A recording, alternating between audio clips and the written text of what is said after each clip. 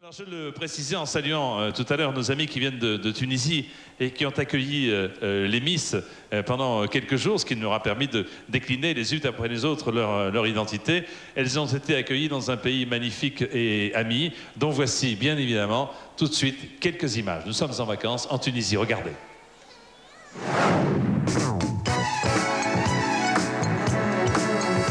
Elles sont toutes très différentes et pourtant, ces 46 jeunes filles venues de toute la France ont un seul et même rêve, devenir Miss France 2004. Pour la plupart d'entre elles, ce voyage loin de chez elles est une grande première. Pour bien les accueillir, la Tunisie leur a ouvert les portes des plus grands palaces. Mais attention, la vie de Miss, ça n'est pas que la vie de château. Ce séjour a également pour objectif l'apprentissage de ce que sera le quotidien de la future Miss France.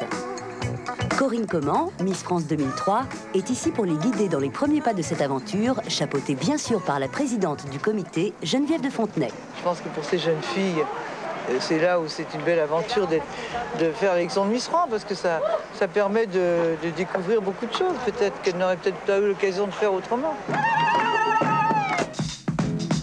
Sitôt arrivées, ces jolies ambassadrices de la France se mettent au rythme envoûtant de la culture tunisienne, sous le regard conquis des habitants qui les accueillent. Découvertes, dépaysement et souvenirs font presque oublier à ces candidates l'enjeu à la clé de ce voyage. Après Hammamet, Tozeur, aux portes du Sahara. 56 000 km² de sable et de sérénité s'offrent ici aux Miss. Un décor féerique pour faire l'expérience de leur toute première séance photo.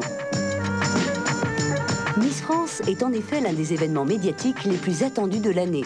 Un aspect qui visiblement ne trouble en rien l'esprit festif et très spontané du groupe.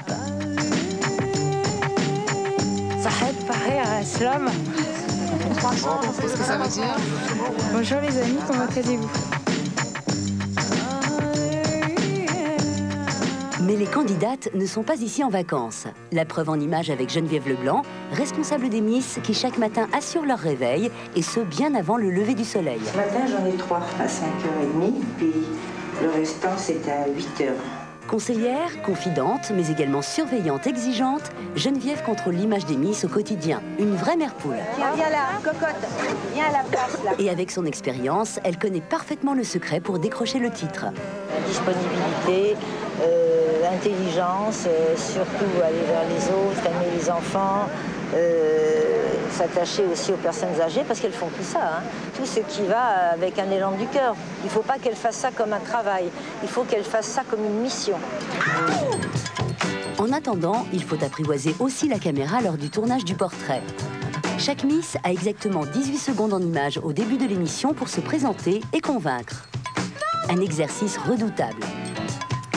On se laisse vraiment guider, puisqu'en général, c'est notre première télé, et puis on a vraiment envie de bien faire, parce qu'on sait qu'à travers cette séquence, c'est la première impression qu'on donnera aux téléspectateurs et même au public qui assiste à l'élection de Miss France.